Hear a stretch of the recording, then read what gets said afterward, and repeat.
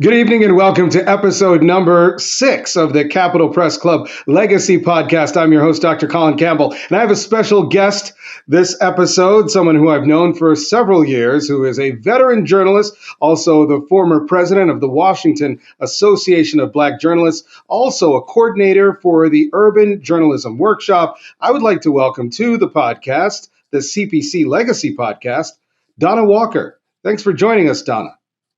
Thank you. You're welcome. You're welcome, Mr. Former Vice President, I should add. Right, that's right. Yeah, And, of W. from WABJ days, exactly. It's so good to have you. Thank you. Good to see Yeah, you as so well. thank you. Thank you. You have been in the game for a bit of time. You've seen different changes. I wanted to put into perspective what it was like for you getting into the business when it was less digital, a lot less computers, no algorithms, no apps, nothing like that. What it was like for you to enter into the business, which was pretty much a man's game at that time. Well, I wouldn't say it was so much a man's game. I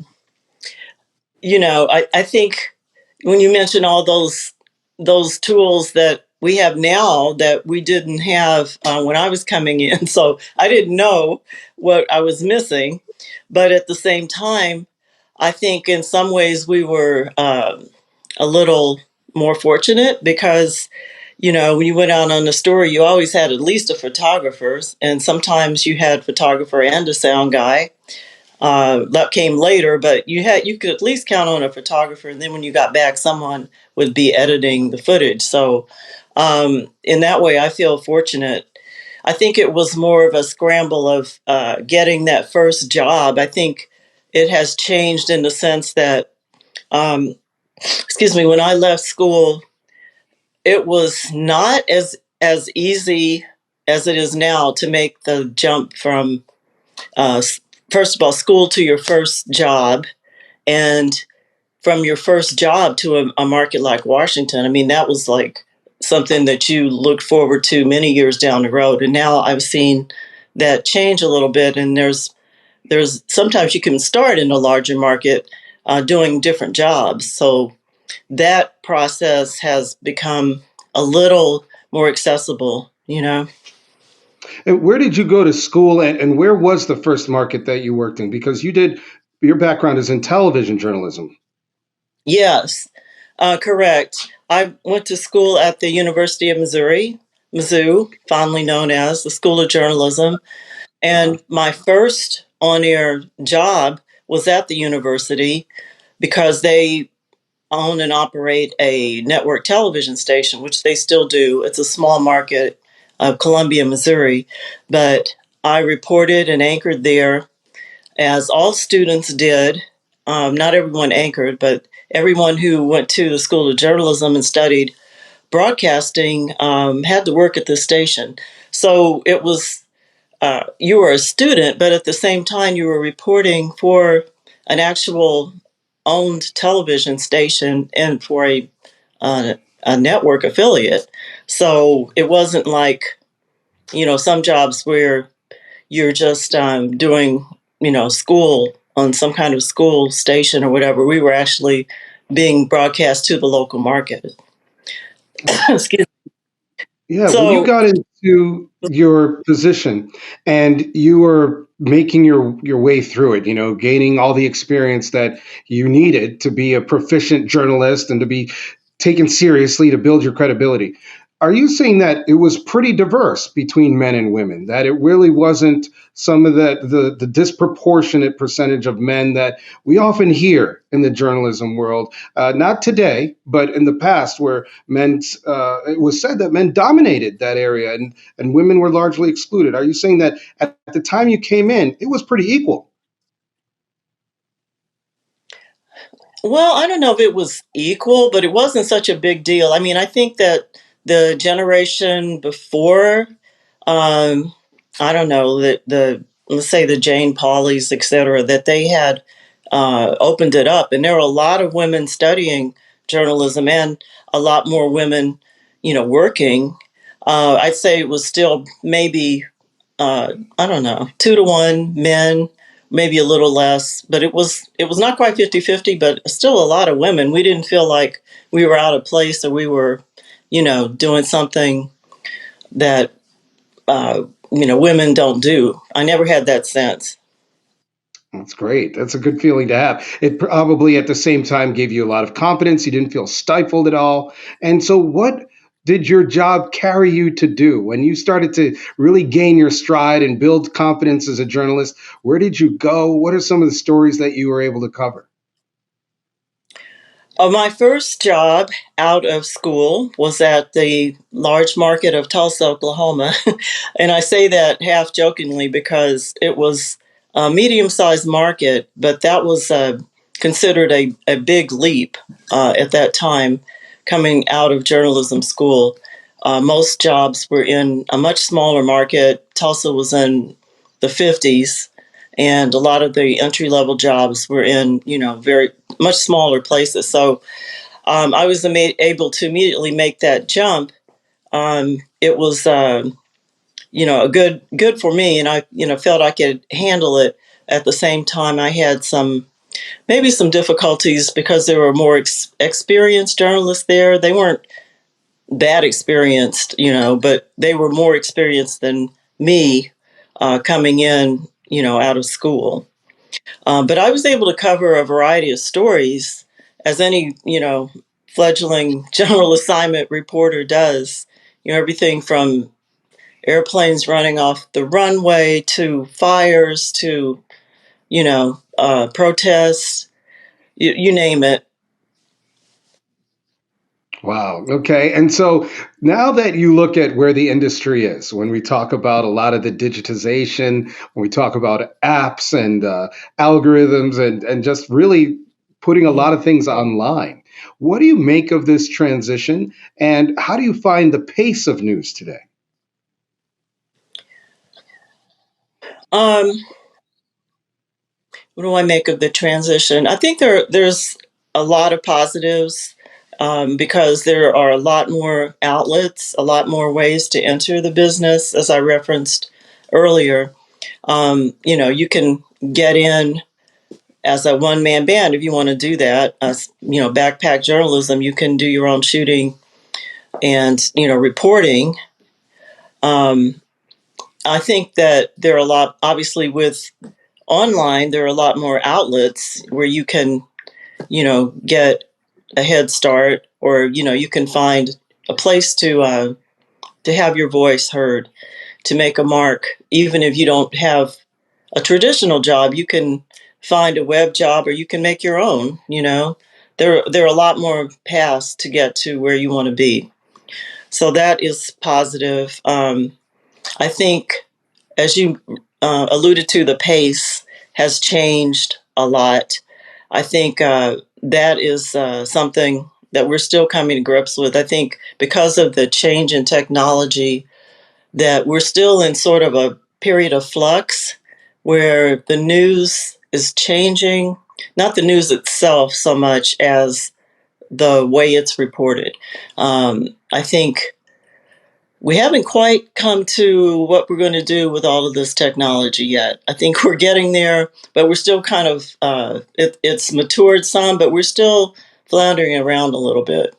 And the danger is you don't want to lose the story or the importance of news, of keeping people informed and telling them what's going on and telling their stories. Don't want that to get lost to what makes good pictures, what gets clicks on the web.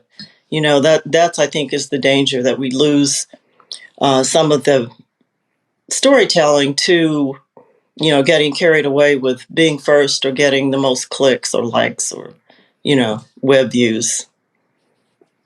One of the things that when you mention the dangers of just trying to almost gamify ratings and attention to news stories makes me think of a recent settlement or a recent decision that regarded Fox News and Dominion Voting Company, where Dominion was suing Fox News for $1.6 billion, but I guess they settled on just over 780 million. Not a bad grab there.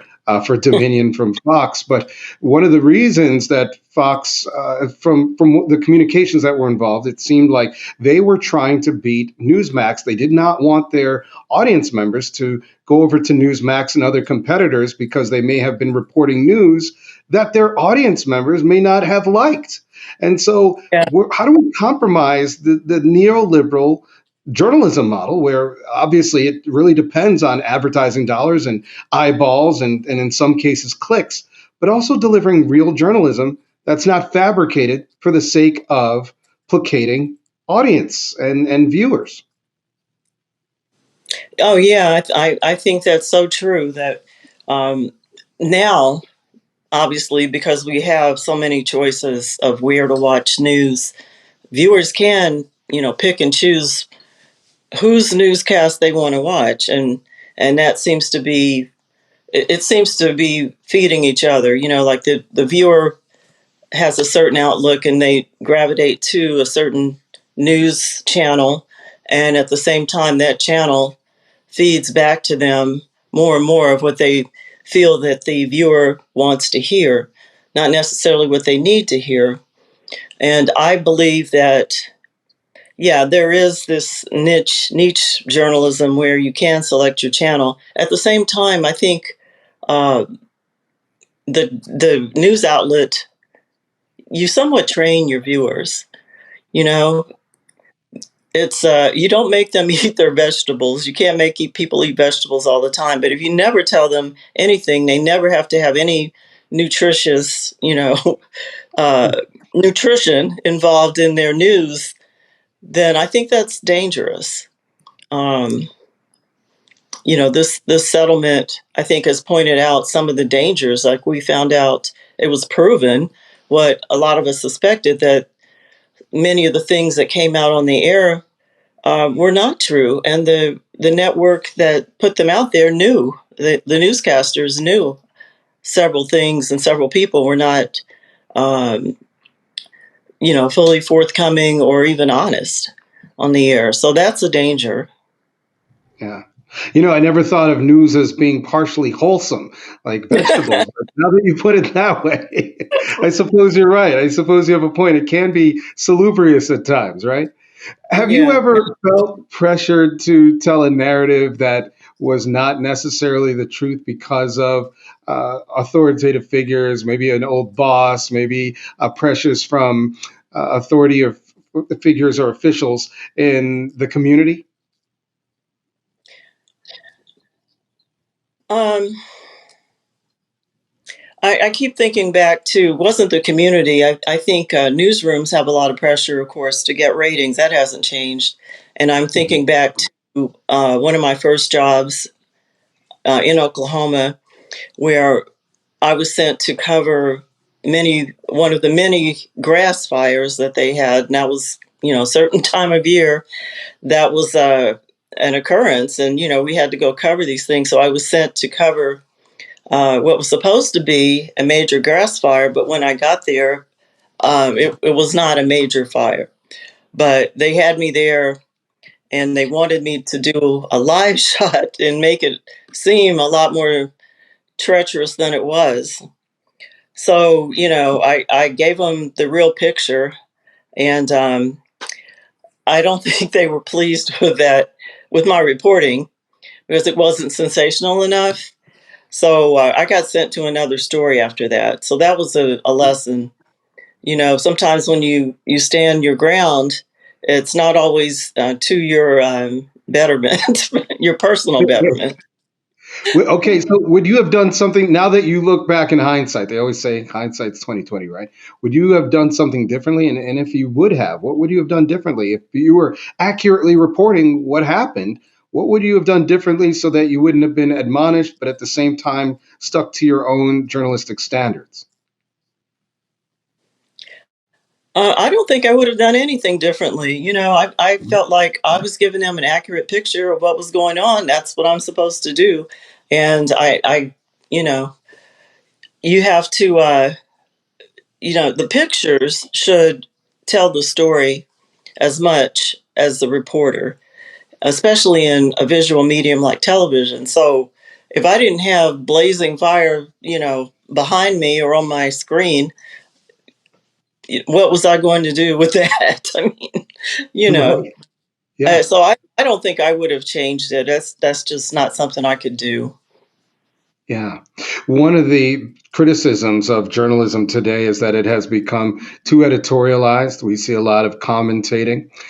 We recently witnessed the departure of two major anchors from different networks, one from Fox News again, Tucker Carlson, and the other one from CNN, Don Lemon. What do you make of just the personality of news? You have people who were in favor of their departure, of being ousted out. You had others who lamented that they would not be on air in those respective networks anymore. But at the same time, we saw this transition come from very objective news, where the anchor or the reporter was not the news, to an age where now news is driven and viewership is driven by the personality sometimes of the commentator. Hmm. Yeah, I think that both of those anchors fall into what I think is more accurately considered infotainment, even though they're newscasters. Though they both, had an evening show. Well, excuse me, Don Lemon had been recently moved to mornings, but I think both of them are in that kind of hybrid genre where it's it's as much entertainment as it is news, and I think they, well, maybe not them personally, maybe some of both, but the network and them pushed that as far as it could go, and they got ultimately paid the price for that, not the network. Um, that's my thought, that it's a, you have to serve the master of the genre, and it's infotainment. I think that's where we are now.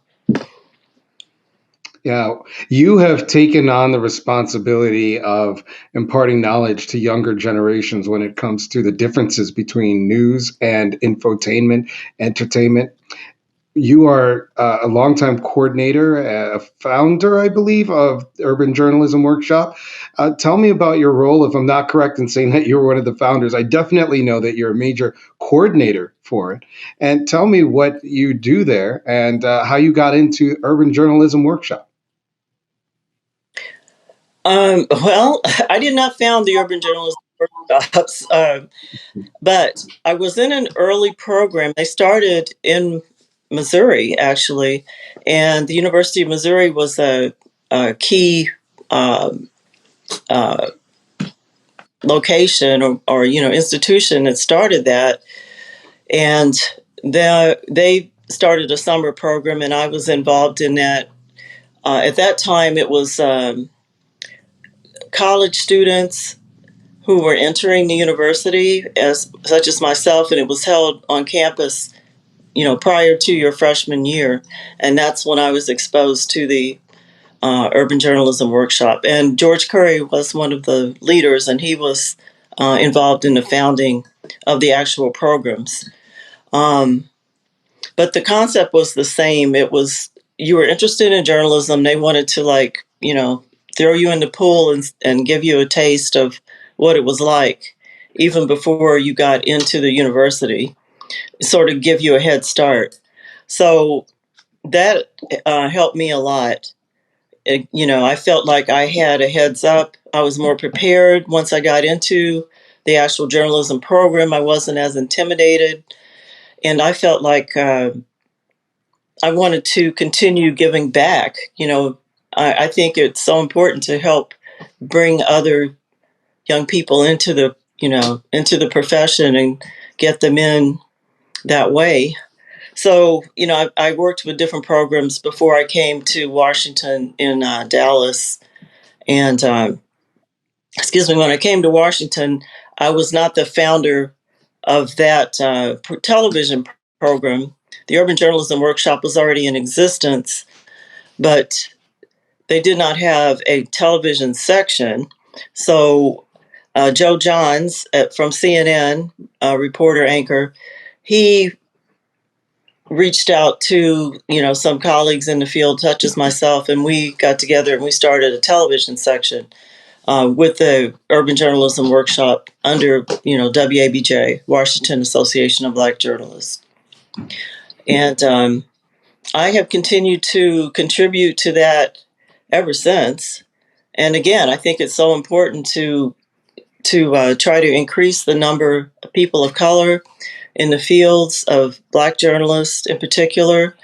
And yeah, I just think it's very important to give back to young people and help them along. I believe in journalism education and starting, in high school, especially they have an interest. How long have you been a part of the program, Donna? This program, since the 90s. Okay. Yeah. Yeah. This. All right. Mhm. And how does it work? These are all high school students, right?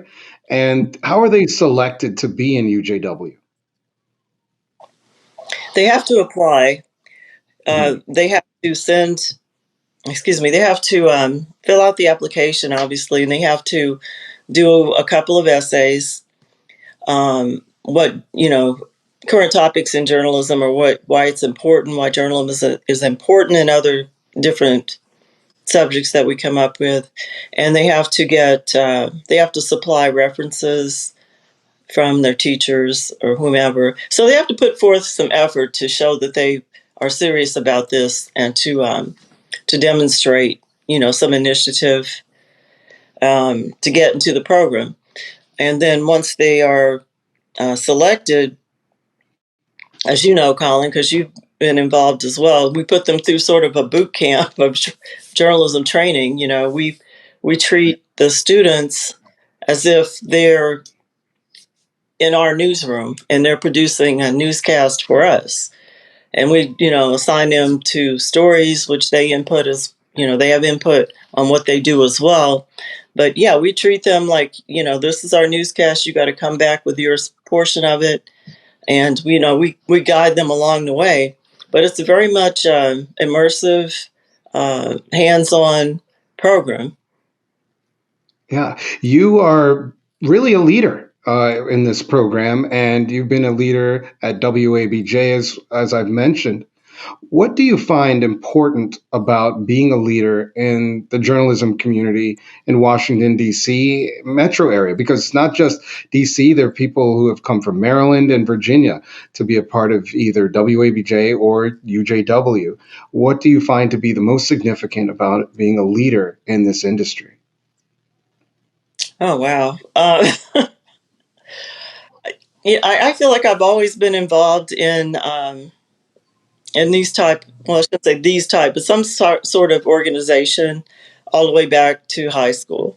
And that wasn't necessarily journalistic, but yeah, I mean, I've just continued that service. I think it's important to have a group that, is dedicated to, um, I don't want to say serving the needs, but it's an interactive thing, but to assisting the members, to representing the members. Of course, the Washington chapter is a branch of the National Association of Black Journalists, which is historic, and the Washington chapter is one of the founding chapters. It's not the founding, but it's one of the original chapters. Yeah, So they started around the same time. NABJ and WABJ started around the same time, right? yeah, in Philly, I think Philly was actually the Philadelphia chapter was actually the first, but it was like tit for tat because they were actually kind of working together. But those were the two chapters that were the National Association of Black Journalists when it first began, and it went up to New York, from there. But yeah, I mean, I obviously that was formed because there was a need to, represent Black journalists, and the same thing we do in the workshop to promote uh, more Black journalists coming into the field to help them as a group, like we represent them, fight their causes when we can. But yeah, just to have that presence, I think is very important. And as a leader, I feel like I could do my part and bring my experience in working with those types of groups, and helping it survive and continue. And I feel like that's my contribution, to keep it going. Right, right. Yeah. And this is WABJ and NABJ, I want to say started around the mid 70s. It's either, what is it, 74, 75, something like that. We lost a member of WABJ and a person who was really instrumental in UJW over the past several years, Corey Rose. And could you tell us a little bit about what Corey was like as a member of UJW and working with these students? Yeah, Corey, I feel more of a personal connection to Corey because he was a UJW student, but he was also a um, TV student, and he was actually in one of the classes that I directed in the TV program. He was in one of those early classes, so I saw him come in. He was always very excited, very interested. He had enthusiasm. It was infectious. Other people knew, that he was very, very interested. He was, as he progressed, obviously he was in high school, but as he progressed through college and beyond and began working in the field, he came back and he gave back, to the workshop itself. He was always there to help out. If he was working in DC or in the area, he would always be there. You didn't have to even really ask him. He was there volunteering. He was such a bright light, and he didn't care what role he played in journalism.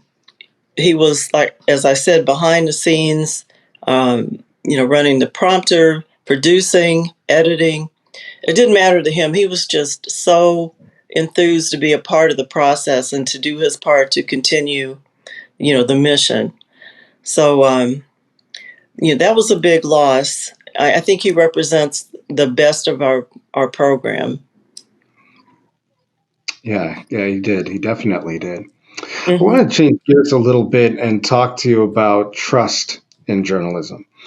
We've talked about how the pace has changed, how delivery has changed a little bit, obviously. But one of the other major factors that a lot of consumers are looking at is trust in media, which has seemingly eroded quite a bit over the past several years. Why do you think this has happened?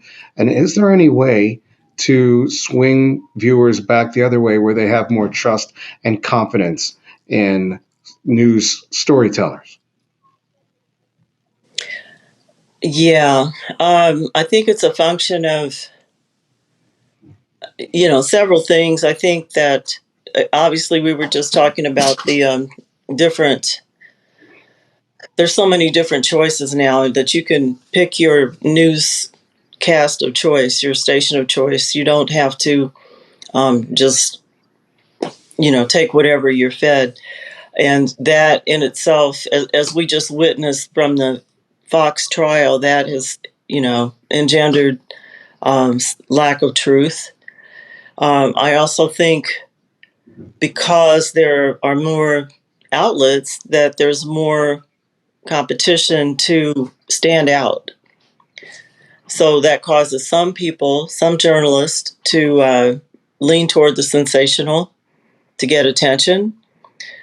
And, there's also the coziness, maybe too much coziness between some journalists, and politicians. And we see that a lot in DC. But, when those relationships are not handled well or abused, I think they contribute to the loss of trust from the public.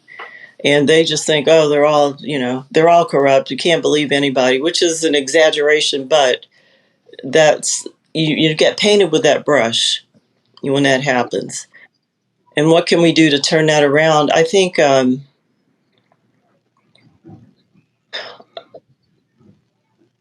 I think it ebbs and flows too. I mean, I think the public will come back to trust journalism more. And as I mentioned, now we're in this weird period where everybody calls himself a journalist. I mean, if you have a camera and you're taking some pictures standing on the street corner, you can call yourself a journalist, and a lot of people do.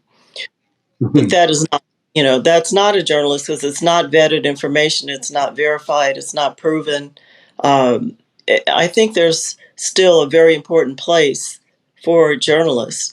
And I think when the public, as this technology matures and the public understands more that they can't trust everything that's put in front of them.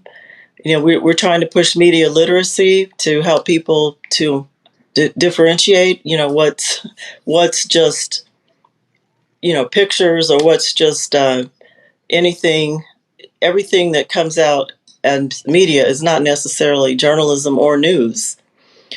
Or everything that's shown to be news is not necessarily journalism. So anyway, I think as people uh, again try to get more verification of what they're reading, I think they still come back to the proven outlets, and I think that trust will improve. You know, it may not ever be what it used to be, but I think it will get better. I hope so too, Donna. I really do. It may take a while, like you said, but I Yeah, hope it does reach that point where people really have more faith in journalists and not just the bloggers or the commentators and are able to make that differentiation. I hope so too. And Yeah. I hope that the again, I hope that this whole technology, that it matures to the point where people, don't just look at everything. That maybe that's happening now. Maybe they're starting to see that, but yeah, I just hope that that happens. That we don't have to work so hard to show people what is really journalism. Right. What the truth is and what's not, and what's journalism and what's just someone's opinion put on camera. Right. Well, thank you so much, Donna. I really appreciate the time that you took to join us here at the CPC Legacy podcast. And I will see you in the classroom in the near future. Thank you, Colin. You're very welcome.